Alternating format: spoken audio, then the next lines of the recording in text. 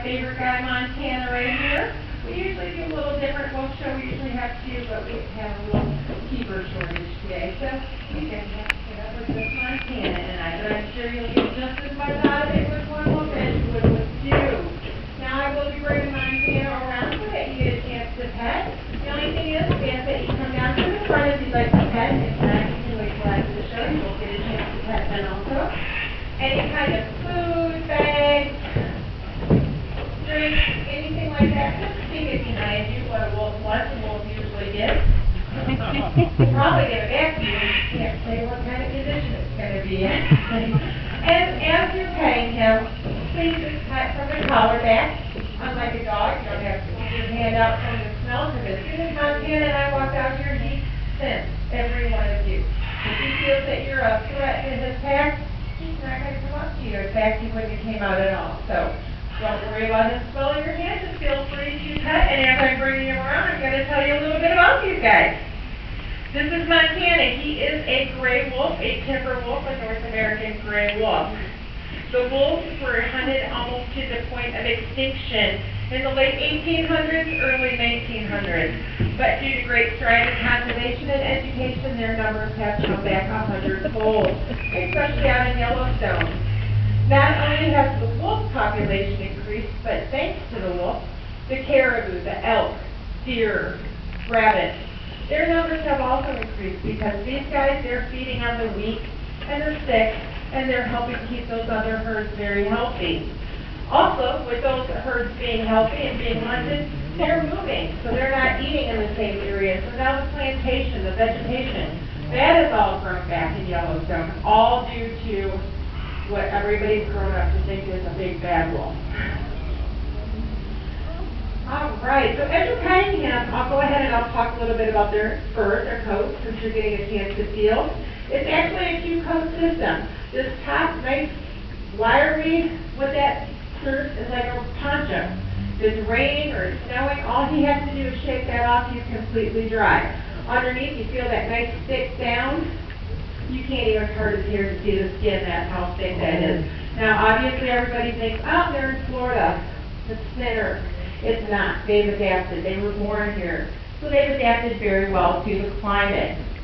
That does help them, though, obviously, since they are a North American animal, keep them warm. Also, that tail helps keep them warm. They curl up in a ball. He's going to wrap that around his face. He can still see out, make sure nobody's coming after him, and it's going to protect his face from the elements. Now, the wolves are a pack animal. Can you get him? Here, just come on, there you go. Now, wolves are a pack animal. Their two things in life are to hunt and to protect their pack.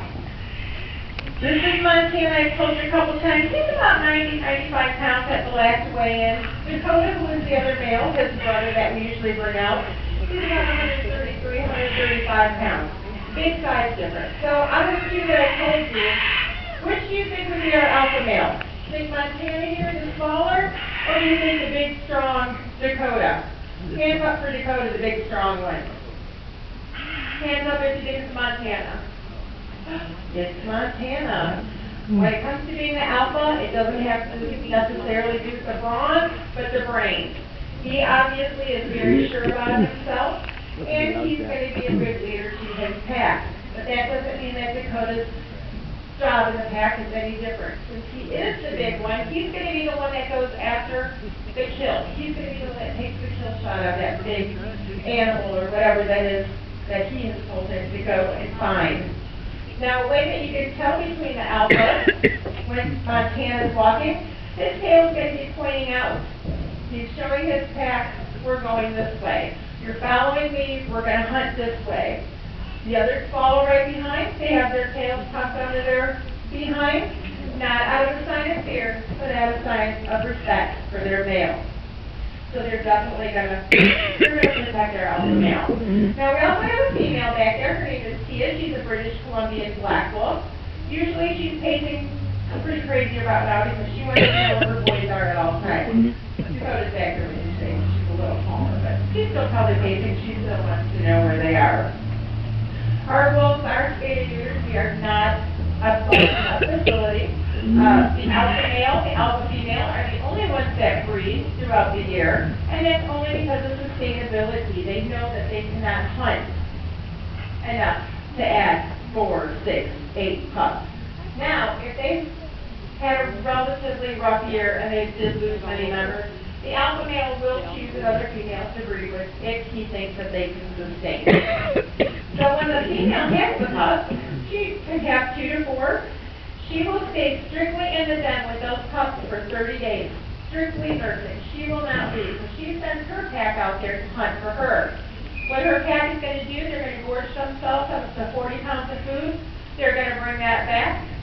They're going to regurgitate a little bit. That's going to be her breakfast in bed. We're staying home and taking care of her pups.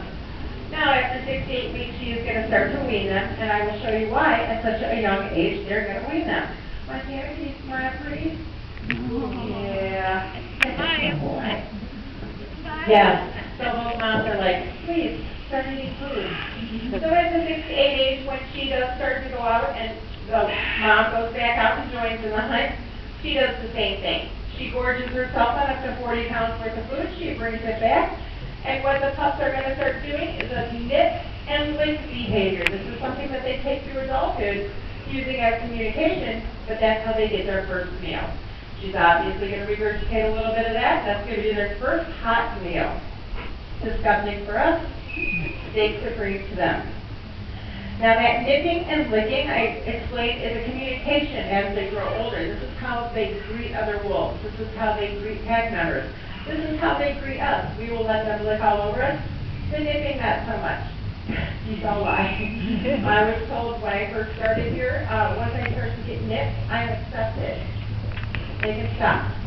I feel the acceptance. The nipping has got to stop. They find the fleshy parts.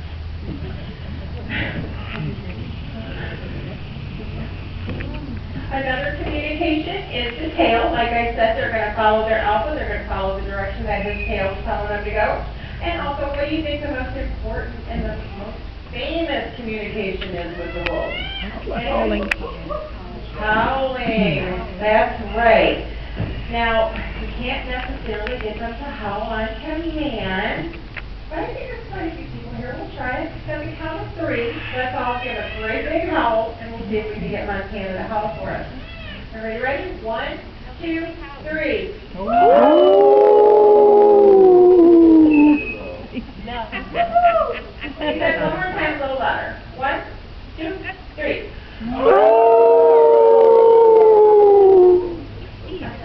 He does. He's looking at something. He says, y'all are so easy to train. Howling on command is not something they do. However, if there was a policeman, an ambulance, a fire truck going by, then you would hear them howl. There is a myth that says dogs howl when they hear sirens because it hurts their ears. Not so. What it is the oncoming sirens have the same pitches and tones as an oncoming wolf pack. So when they start howling, it's to say, hey, we're wolf pack, here. Keep going. We don't need you here. We're already here. So obviously you and I know that those sirens are just going to keep going, but they're going to think that they did their job and they chased out that wolf pack, and we're just going to let them keep on thinking that. And yes, there is another way. Our Siamese over in the middle island, the 2 small 8s, they start howling when there's a temperature change. And then that gets these guys howling. And then that gets the singing dogs howling. So it is a form of communication. Now, I did talk a little bit about them being a pack animal, and they have accepted us into their pack. Montana took to me, I've only been here 3 months. He took to me in about a week. Dakota maybe about 3 weeks, and Tia now, she's accepted me also. So with that acceptance, do you think that they would make good pets? You see how loving he is. And do you think they'd be good pets? Hell no. No? Anybody say yes? Yes? Yes? 4:15. Meet me over here. And as you and I fill in those 5-foot holes that they've dug, we'll revisit that whole question afterwards.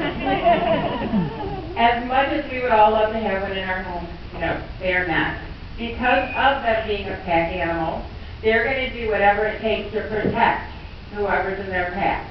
So if you're up, you got a wolf in your house, you're outside playing with your friends, playing a little football, it gets a little rough, he sees that as a threat at you, he's going to do whatever it takes to get to his pack member, whether that's going through your window, your door, whatever. It's not going to stop him.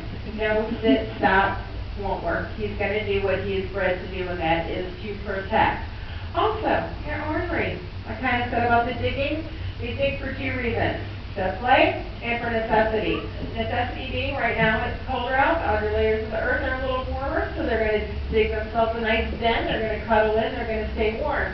During the summer, it's the opposite. It's cooler under there. And I don't mean they're digging. I mean they're digging. I'm sure we'll find Jimmy Hoffa back there at some point because they've dug up quite a bit. So, you got carpet, they're going to dig through it. You got linoleum, they're going to dig through it. They can dig through concrete, which we just found out. Right. There's also a story of two people who had wolves. They had two wolves in their house. They left to go to work. When they came home, the refrigerator doors were ripped off because the wolves knew where the food was, and they were hungry, and they weren't going to wait. So, and if you have a couch, your favorite couch, they're going to dig out the back, they're going to make that their den. So, if you can change your carpet, linoleum, your refrigerator, and your couch a couple times a week, by all means, have a couple wolves in your house. Otherwise, not so much.